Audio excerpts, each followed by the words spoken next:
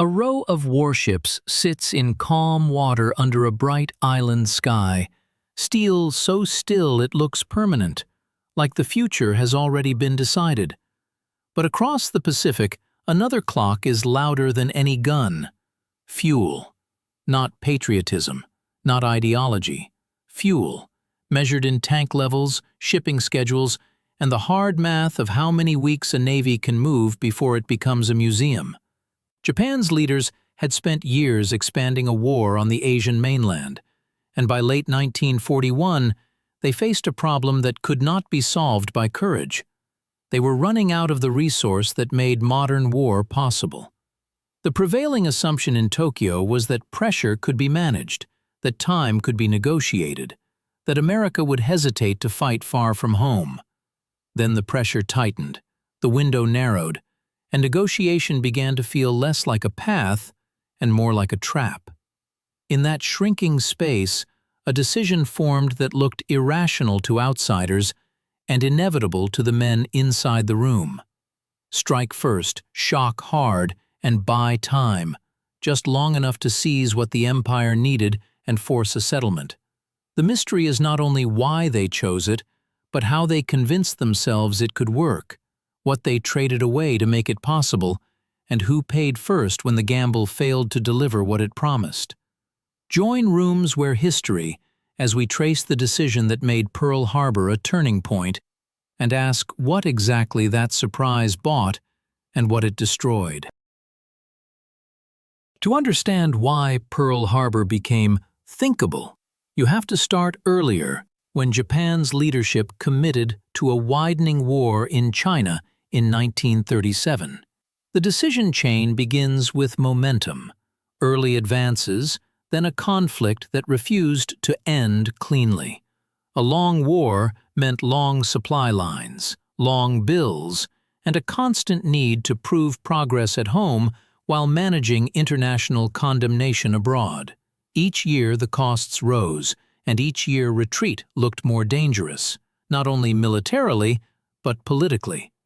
Inside Tokyo, the question hardened into a strategic dilemma. How do you sustain a continental war without being strangled by an economy that relies on imported oil and raw materials? That dependence was not theoretical. It was the foundation under every operational plan, every sortie schedule, every assumption about how fast the empire could expand, which meant the battlefield was never only China. It was also the world market, and the nations that could turn that market into a lever. That leverage grew as the international system hardened. American policy did not shift in one dramatic instant. It tightened, step by step, as Japan's actions in Asia convinced Washington that accommodation would reward expansion. Official statements and economic measures signaled a trend line. Fewer resources, more scrutiny, more friction. In Tokyo, the constraint stack became brutal. If Japan slowed down, it risked losing face and initiative.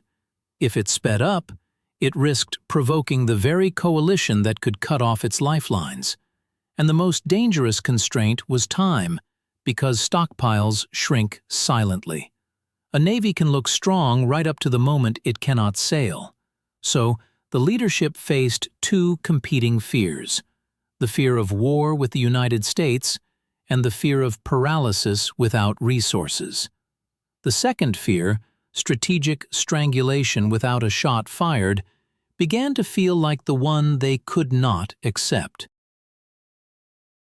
On paper, Japan had options.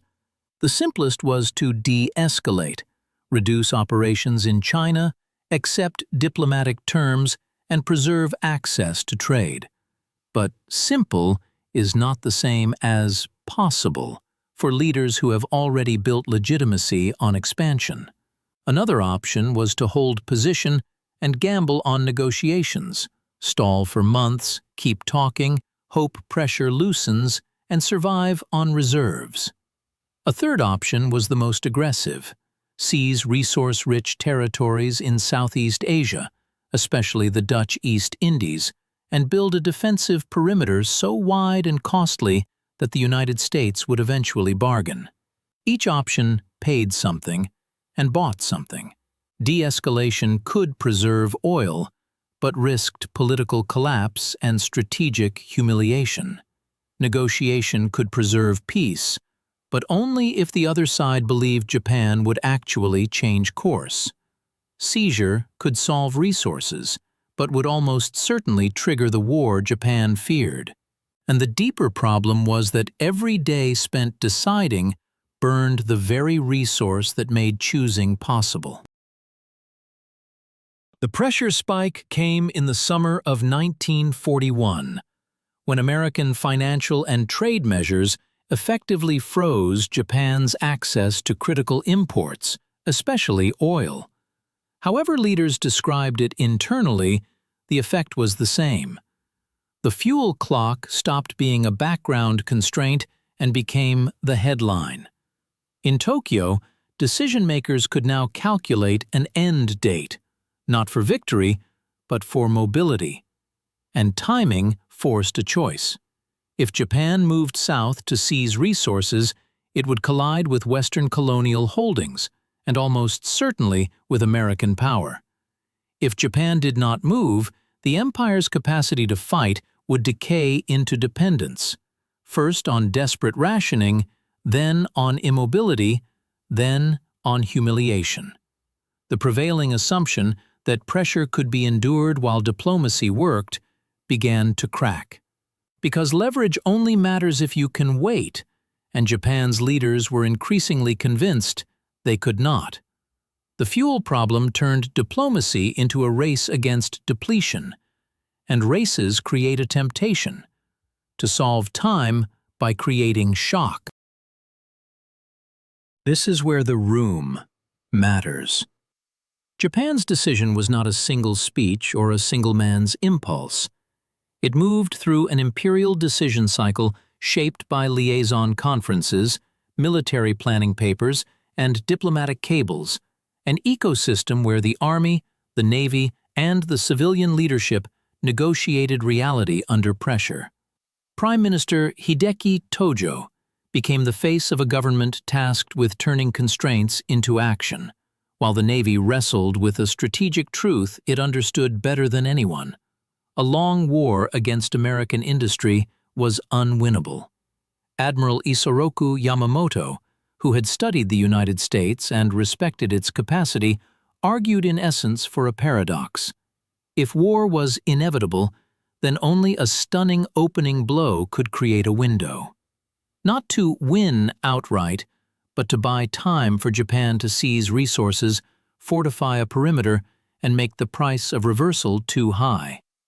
It was a plan built on speed and psychology, and it required the leadership to believe that America's response could be shaped by shock. On paper, the Pearl Harbor concept targeted a specific mechanism: the U.S. Pacific Fleet. The bet was that disabling battleships and key facilities would delay American operations long enough for Japan to complete its southern campaign. That campaign had its own logic chain: Indochina as a staging area, Malaya and Singapore as gates, the Dutch East Indies as the resource prize, and the Philippines as a strategic threat to supply lines. Pearl Harbor was meant to remove the strongest immediate counterpunch, not to end the war in one day. But the mechanism had built-in risk. A surprise strike is a one-time asset. It burns secrecy, it burns moral ambiguity, and it creates unity in the target country. So the question inside Tokyo was not simply operational. Could aircraft reach the harbor? Could carriers remain undetected? Could pilots hit their marks? The question was strategic. Would the damage be enough to reshape American political will before American industry reshaped the battlefield? Here the story takes a breath, because it is easy to imagine war as momentum. In reality, momentum is engineered. Yamamoto's planners had to solve problems that made the strike feel close to impossible. Torpedoes in shallow harbor water, precise timing across ocean distances, radio silence that could not be broken, and pilots trained to hit a target most had never seen. This was not only military skill, it was organizational commitment under secrecy. And secrecy has a cost inside any system. Fewer people can challenge assumptions, fewer voices can argue for alternatives, and plans can start to feel real simply because so much effort has been invested in them. The more training succeeded, the more the decision felt validated, which is where the danger lives, because capability can masquerade as strategy. The plan could be executable and still be strategically disastrous. Diplomacy continued, and that is part of the tragedy. Even as the operational machine accelerated, negotiators in Washington and Tokyo worked within narrowing boundaries. Foreign Minister Shigenori Togo managed a line that required two incompatible outcomes: relief from economic pressure without a retreat that the military considered unacceptable. In Washington, Secretary of State Cordell Hull and President Franklin D. Roosevelt faced the opposite constraint. If they eased pressure without concrete change, they would signal that expansion paid. So the options on the table grew thinner until the talks became less a search for agreement and more a test of credibility. For Japan, accepting terms that looked like surrender threatened internal stability. For the United States, accepting partial promises threatened the integrity of deterrence. That signal changed the math, but not because one side suddenly wanted war. It changed because both sides began to see the other's position as immovable, and immovable positions turn negotiation into a countdown. Back in Tokyo, the decision reached its moment of commitment. Imperial conferences functioned as a formal culmination, where civilian leadership, military leadership, and the authority of the emperor converged into an authorized direction. Emperor Hirohito's role is often simplified in popular memory, but the safer historical framing is this: the system produced a choice that was presented as necessary under constraints, and the highest level of the state sanctioned the path forward. Prime Minister Tojo became the political executor of a military logic, while naval leadership, including Admiral Osami Nagano, carried responsibility for a strike that could not be undone once launched. And that is the critical hinge. The moment orders are written for an attack, diplomacy changes meaning. Talking becomes cover. Time becomes a weapon. And the system adjusts, first in operational secrecy, then in messaging, then in the quiet acceptance that if diplomacy fails in the final days, it will not be rescued by last-minute compromise. The choice was now moving under its own momentum. Once the fleet sailed, the plan depended on silence and timing. Carriers and escorts moved across the North Pacific in a route designed to avoid detection, and every day at sea was both progress and risk. Because the moment the United States detected the strike force, the entire strategic concept collapsed. So operational discipline became absolute: radio silence, controlled logistics, strict scheduling. But even perfect secrecy could not control the most important variable: what would be in Pearl Harbor when the planes arrived. The plan assumed the Pacific Fleet would be concentrated and vulnerable. Yet naval power is not only ships, it is repair capacity, fuel storage, and above all, aircraft carriers. Assets that can survive a harbor strike if they are not present. Here, the gamble sharpened. Japan was not only betting on skill, it was betting on the enemy's routine. It was betting on what the enemy did not expect. And betting on routine is powerful, until routine changes. The morning of the attack delivered what surprise strikes are designed to deliver: confusion, fire, and a sudden reversal of perceived safety. Aircraft hit ships and facilities in rapid sequence, and the harbor became a scene of cascading failures, explosions, flooding, smoke, and sailors running toward damage they could not fully understand. From a purely tactical perspective, it was devastating. But strategy is not measured only in the first hour. It is measured in what the first hour makes politically inevitable. The strike did not merely destroy equipment, it collapsed the assumption that the United States could remain a distant factor, too expensive to challenge directly. It generated unity, urgency, and a clear narrative for American mobilization. And it created a moral clarity that stripped Japan of diplomatic ambiguity. The plan achieved shock, but shock is a fuel that burns fast. The immediate consequences moved faster than any fleet. President Roosevelt's administration framed the attack as an act that demanded response, and the political debate narrowed into a single direction: war. In Japan, leaders could claim a short-term operational success while facing the strategic reality they had tried to postpone. The United States would fight, and it would fight with time on its side. The Pacific became a connected battlefield. Pearl Harbor, the Philippines, Malaya, the Dutch East Indies, each operation now part of a single war economy. Here is a critical trade-off that often gets missed. By striking first, Japan removed uncertainty about American intent, but it also removed uncertainty about American mobilization. The United States did not need to be persuaded, it needed to be provoked into clarity. Pearl Harbor provided that clarity. And once clarity arrives, industrial capacity becomes destiny. Slow at first, then overwhelming. Second-order effects unfolded as the war expanded. Japan's southern operations could seize resources and territory, but holding them required shipping that became vulnerable to submarines and air power. The defensive perimeter strategy depended on time, yet time favored the side with deeper reserves and larger production. And the Pearl Harbor strike, while crippling battleships, did not eliminate the instruments that would dominate the Pacific: carriers, intelligence, and flexible logistics. This is where the earlier Navy's skepticism returns as tragic foresight. The men who feared a long war were now committed to one.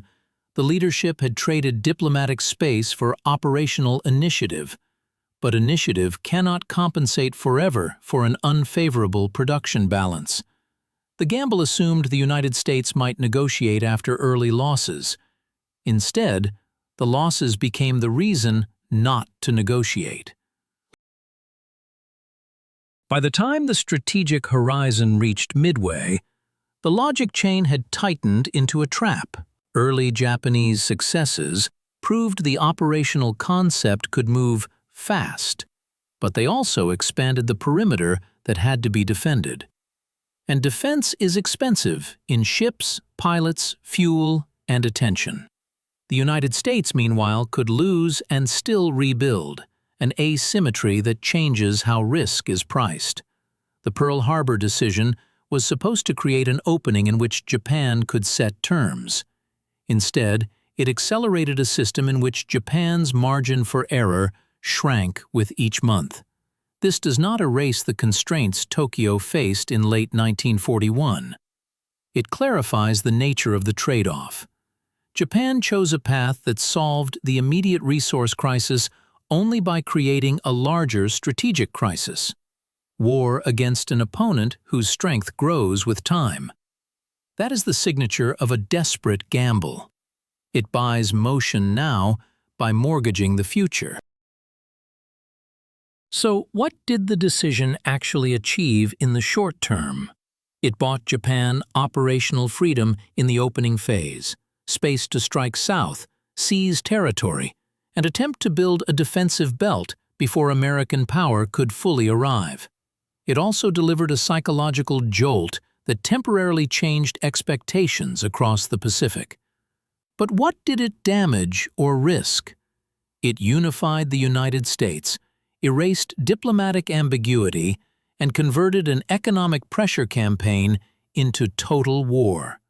Most importantly, it traded away time, the very currency Japan needed, because it forced the United States to mobilize with singular purpose. The price was not only ships and lives in the harbor, the price was strategic. The decision locked Japan into a long war whose end conditions were structurally unfavorable. The deep lesson is not a moral slogan, it is a strategic principle. When leaders treat constraints as a countdown, they become vulnerable to solutions that feel decisive but widen the problem.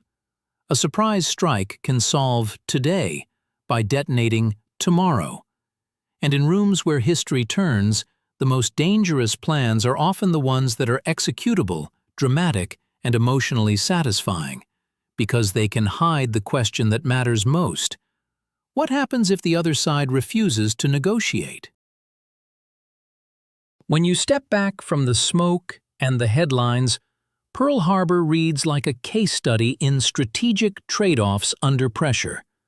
Japan's leadership faced a real constraint stack: fuel insecurity, diplomatic isolation, and a war in China that had become politically difficult to unwind.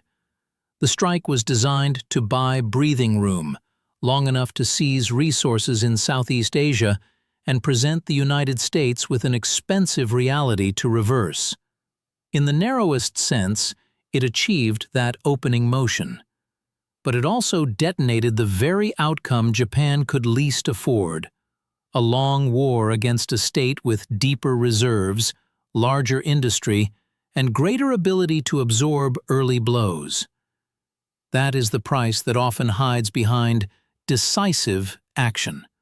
Not only the visible cost of battle, but the invisible cost of escalation control, the loss of ambiguity, the collapse of diplomatic space, and the creation of unity in an opponent that might otherwise have remained divided.